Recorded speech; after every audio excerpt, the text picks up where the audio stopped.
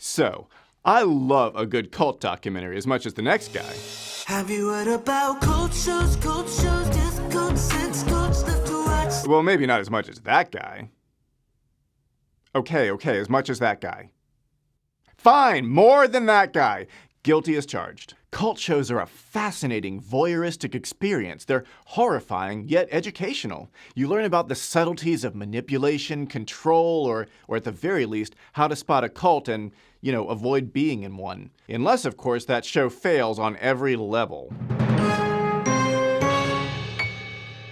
So if you're like me and your video recommendations are all cult shows and more cult shows, you might have been excited to check out the latest one on HBO called The Garden, Commune or Cult. If so, then I'm sorry, you can never get those 4.5 hours of your life back. But I'm here to validate your pain. And if you didn't see it, well, lucky you, you can just enjoy the fascinating voyeuristic experience of watching my pain. I guess I should warn you that technically I'm about to spoil the plot, which in this show is just some stuff that happens, and then you won't actually need to see the documentary, which pretty much unspoils it. So there you go, unspoiler alert, everyone. So the show started off with some promise. We've got fire set to scary music and a guy saying crazy shit. Society needs to be burnt to ashes. Whoa. And then we go straight into, I guess, the most intense opener ever to feature a chicken, a raccoon, some non-threatening buildings like office and greenhouse, and really reasonable sounding ground rules. No drugs or violence or stealing. Keep your dog on a leash. No cars beyond this point. And a tool shed. What kind of psychos keep their tools in a shed? Ready to meet them and find out if the garden is a cult? Well, too bad, because instead we're going to spend half the runtime meeting other people who aren't part of the commune and have never been there before. You see, the garden is open to new members, so this documentary had the idea of following along as new people visit for the first time and maybe decide to stay. It's an okay concept. If it works, then that would give us some relatable point of view characters and we can learn along with them as they discover what the garden is really about.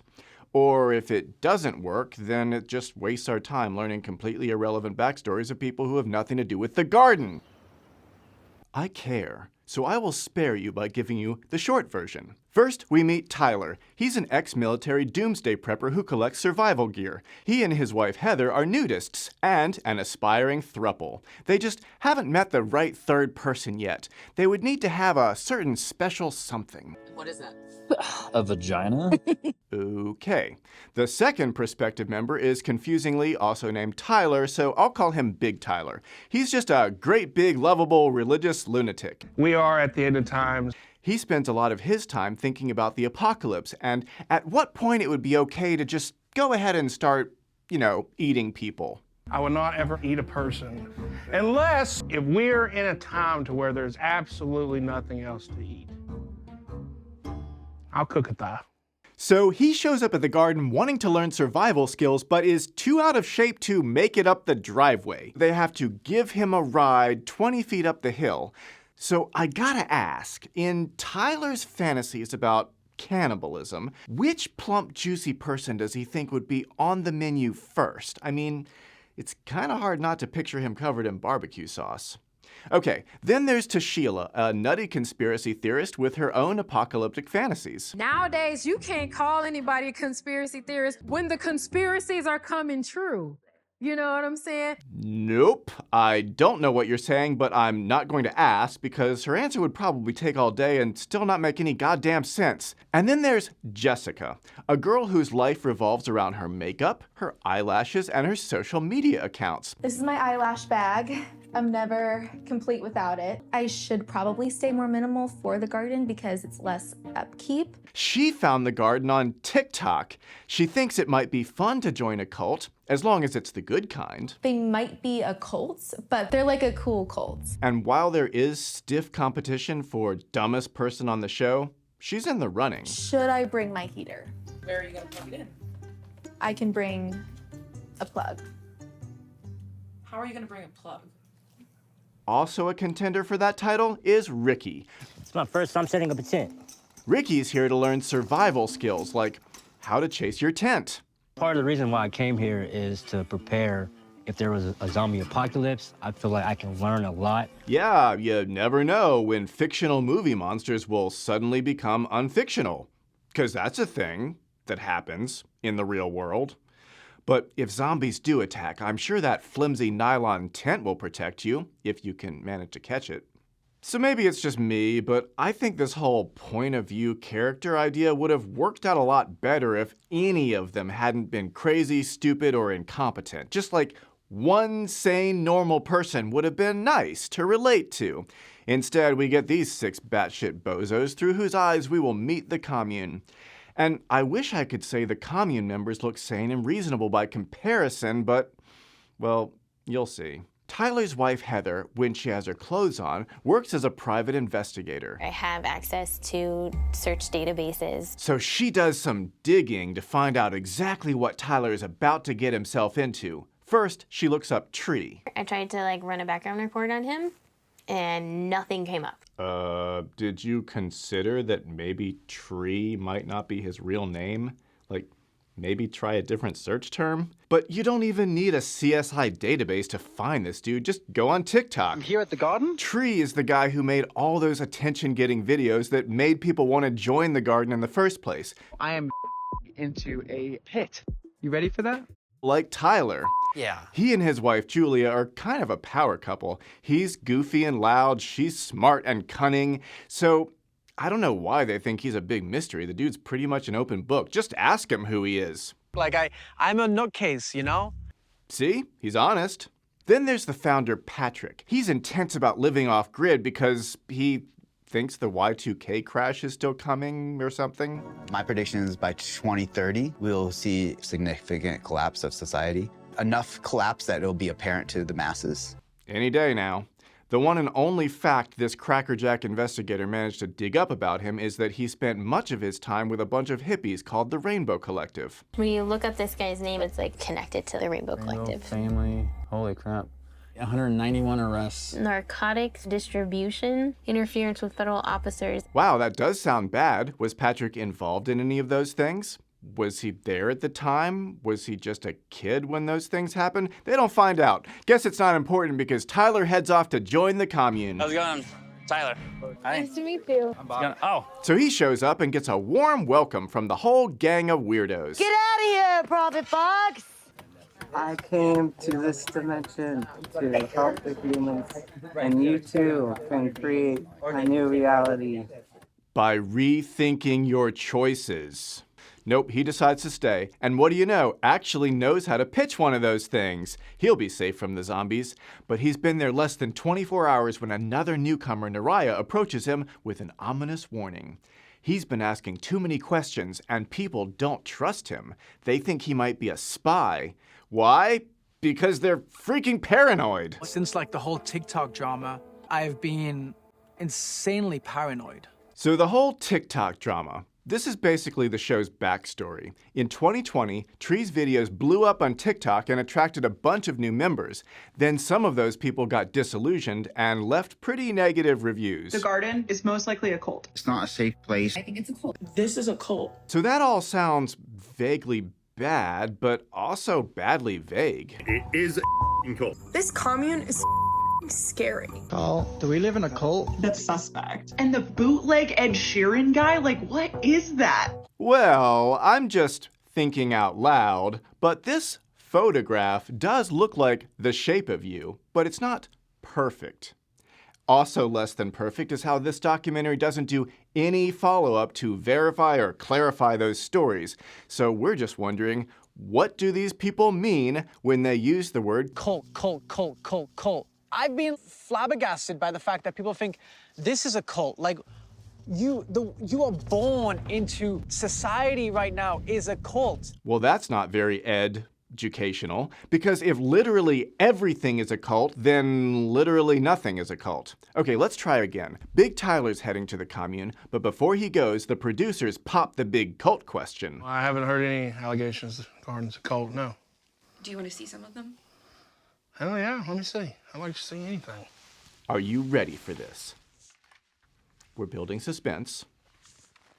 More suspense. Or just figuring out how to use a computer?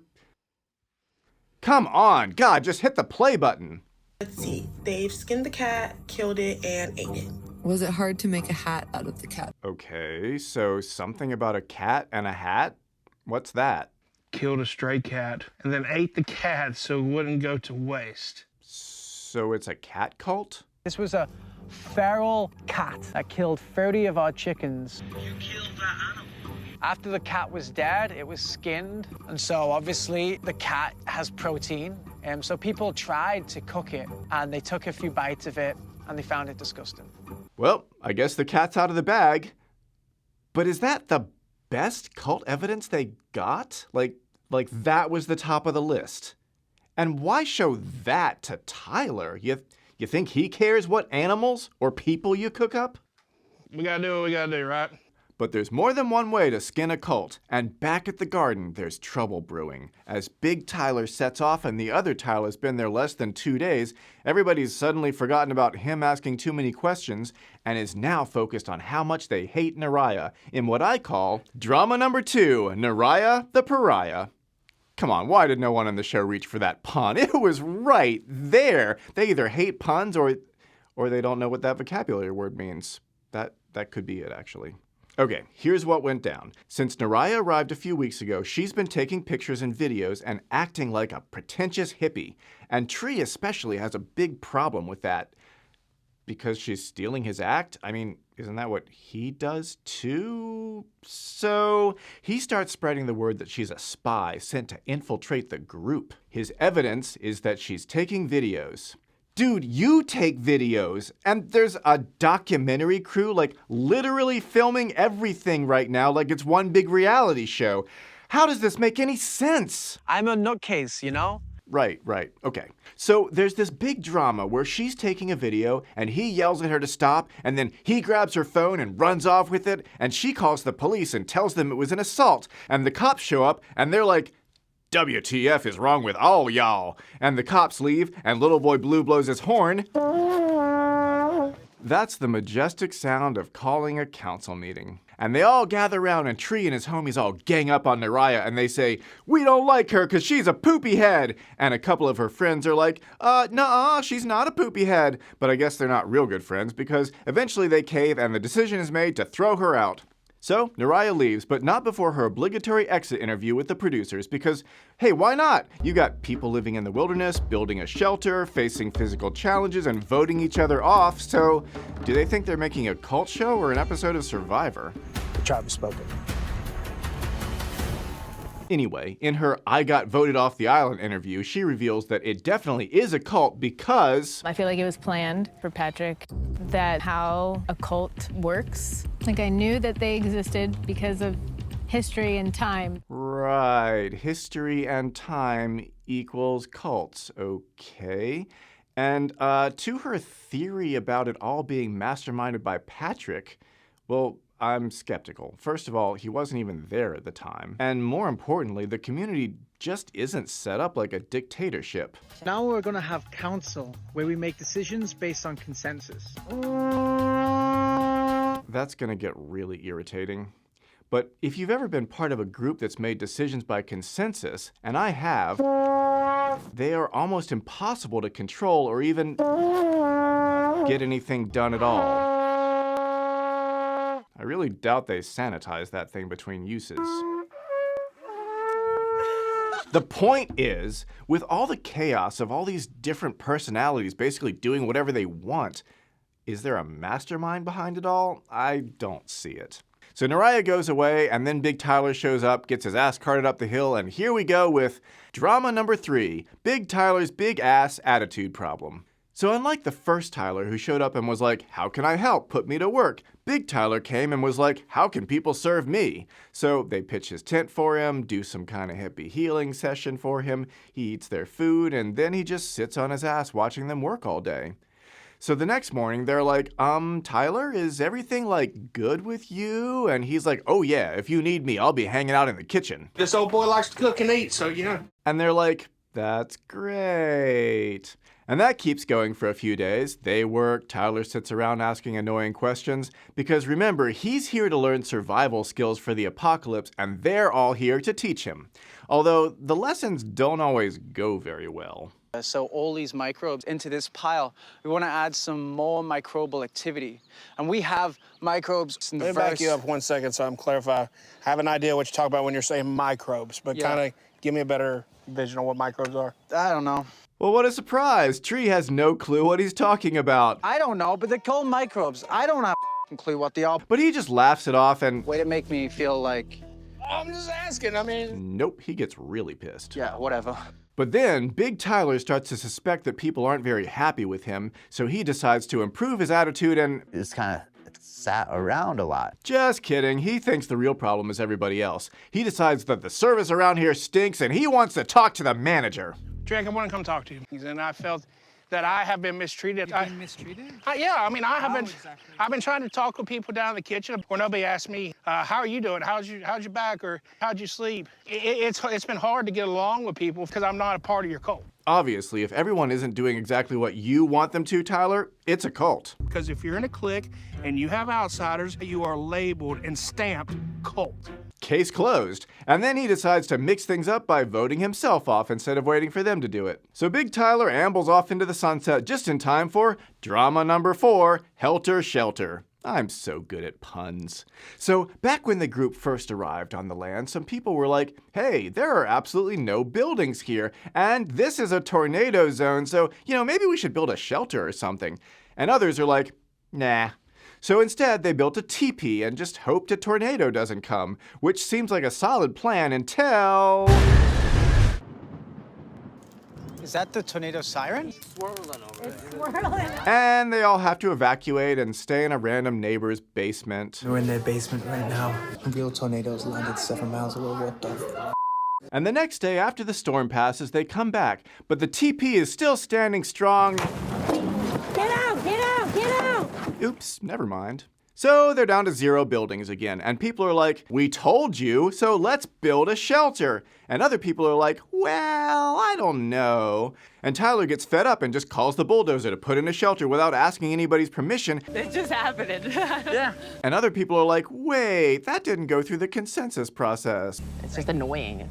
Which brings us to drama number 5, the other Tyler. God, I'm sick of all the drama. No pun this time. Let's just get this over with. Like all the visitors, Tyler's there for a 10-day trial period to see if he's a good vibe with the commune. And some people like him and some people don't, okay? Patrick is like, finally, somebody who wants to work hard and not just sit around and be a hippie. And other people are like, he's not enough of a hippie. And Tyler's like, this place would be awesome if I was in charge. And they're like, Like, what the So on day 10, it's time to decide if Tyler's invited to stay, and Julia goes around secretly campaigning against him, and I don't think she realized she was being recorded doing it.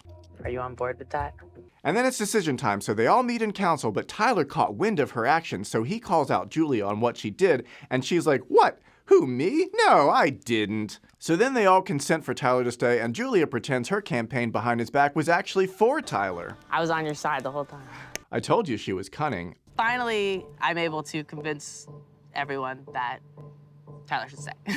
Also, wow, what a liar. But she's got more shit to worry about now with drama number, what are we up to, 6? Party people versus party poopers. So Tree is like, we're gonna throw a sexy party? And Patrick is like, yeah, let's not do that. And Tree is like, yeah, I'm doing it. We're gonna have a sexy party, we're gonna dance, we're gonna celebrate. So they have, I don't think I would call it a sexy party, but a bunch of dirty people get drunk and dance around a fire until one of them stumbles into the fire. And Patrick's like, I told you this was a bad idea. And Tree and Patrick get in this big argument, and in probably the biggest upset of the whole show, Tree decides he's had enough. He and Julia leave, and Julia's so sad about it, she doesn't want to leave. She has friends there, but Tree wants to go, and she wants to support him. I really did not see that coming. I mean, Tree was like the poster child of the commune, and now he's leaving, and oh God, I'm getting sucked into the drama.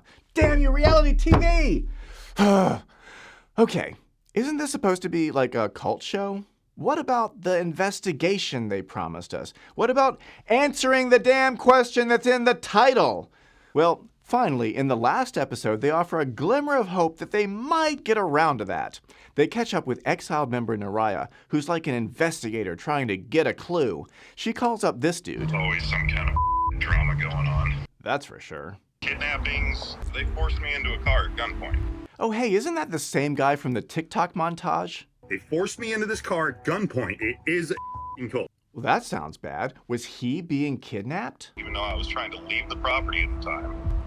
And basically drove me out. Okay, no. It sounds more like he was escorted off the property by someone with a gun, and they made him get in his own car and leave. And maybe they were in the wrong for that, or maybe he was in the wrong. I mean, what did he do that he had to be told to leave? Narayah doesn't ask. So all we know is that this very reasonable and stable-looking individual says, yes, it's a cult. And then some of the visitors decide to put on their junior private eye badges, go off the reservation, and hear Narayah's story for themselves. So what was your issue that people wanted you to leave? Like, what was the drama? They don't trust me because I wasn't scared to speak up. Well, that doesn't clarify anything. The whole drama when Narayah was kicked out made no sense and still doesn't. But it was instigated by this nutcase, and he's leaving now, so hey, maybe she can go back, unless... I definitely feel like it has a lot of cult-like tendencies. Okay, but why is it a cult? Can we please get specific? The excommunication of someone who has questions. Yeah, it does kind of raise some red flags. Okay, that's something. Maybe the closest we've gotten yet to any kind of actual criteria. Maybe we're getting somewhere. If you're gonna have a hierarchy, just say that you have a hierarchy. Like, tell people the truth of what they're walking into. And that actually is one of the cult-like tendencies, is not telling the people what the group really is. Yes! For the first time in over 4 hours, that actually is a criteria for being a cult. But how is the garden doing that exactly? There's a lot more happening here if you're paying attention and you're aware. Okay, like what? Sometimes I can hear, people like walk past my tent. You heard a sound in the night. See, I knew I wasn't tripping because somebody came up to my tent and then they walked away. You heard someone walking. Aren't there lots of people there? There was something that was told to me around like being cautious with the food in the kitchen. What? I've heard of some people being poisoned even. Seriously? Poison? I 100% know that it's real, that people put things in the food, whether it be physically or energetically. Oh, come on. They put energetic poison in the food? Now we're just back in La La Land. And that's it. The Three Stooges come back from their intel mission with their heads full of spooky stories and still no working definition of the word cult. This place actually might be a cult. Okay, but why? Honestly, the smartest question asked in this whole show is by Crazy Boy here. Are you a cult? Wait for it. Whoa. But what is a cult? Yeah, what is a cult? Maybe we could have started with that. Maybe interview some experts like Dr. Stephen Hassan or sociologist Jan Jelalich and ask them to compare the group with some established criteria. But no, the producers never bothered to define the word. Almost like they don't care what a cult actually is. Almost like they're just lazily content with cliches, myths, and stereotypes about cults. Cliches like, stereotype number 1, cults have weird rituals. Well, here's some people dancing around a fire. Might be a cult.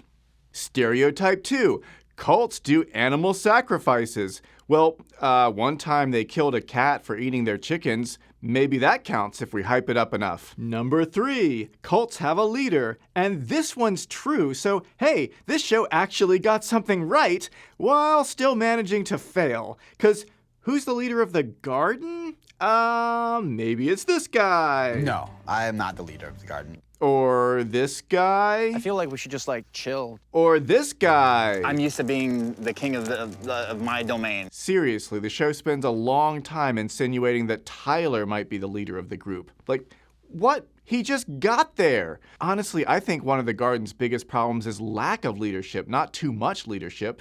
Stereotype number 4, cults have lots of guns. Well, the garden doesn't seem to have many guns at all. They're mostly a bunch of pacifist, gardeners. So to shoehorn in this stereotype, the show makes a really big deal about the guns that the visitors bring with them. Like, this big scary looking thing, which actually turns out to be a BB gun. Stereotype 5, cults are violent. This show also spends a long time highlighting Tyler's violent tendencies, like hunting naked. But show, we already knew that about him. You introduced him as ex-military before he even left his house. And again, how is he representative of the group? He's brand new. Stereotype 6, cults ostracize people. Well, yeah, they do, but so does every type of group. Like, a high school will suspend you if you break enough rules, or the Boy Scouts will kick you out if you light the Scoutmaster's underpants on fire. Take it from me, you get in a lot of trouble when you do that. So that's basically all they come up with. Rumors, insinuations, and stereotypes. So here's my final takeaway. Based only on what I saw in this documentary, of the 2 accusations made against this group, one, it's not a safe place. Yeah, I agree. Mostly because they have nothing to protect themselves against the elements, and also their process for vetting new members is way too open. If I was raising kids in a place like that, I would want background checks, not just vibe checks, and a formal application process for newcomers. But as for the second accusation... The garden is a cult. Cult. I'm just not convinced. I'm not convinced that it's a cult. I'm not even convinced the producers of this show understand what that word means. Maybe they should start by watching one of these other much better shows to get an idea. Cult shows, different kinds of cult shows. Hey, sorry no videos for a while. I've been moving into a new space and working hard on decorating it. I got one decoration so far. It's a work in progress. Anyway, till next time, stay sane.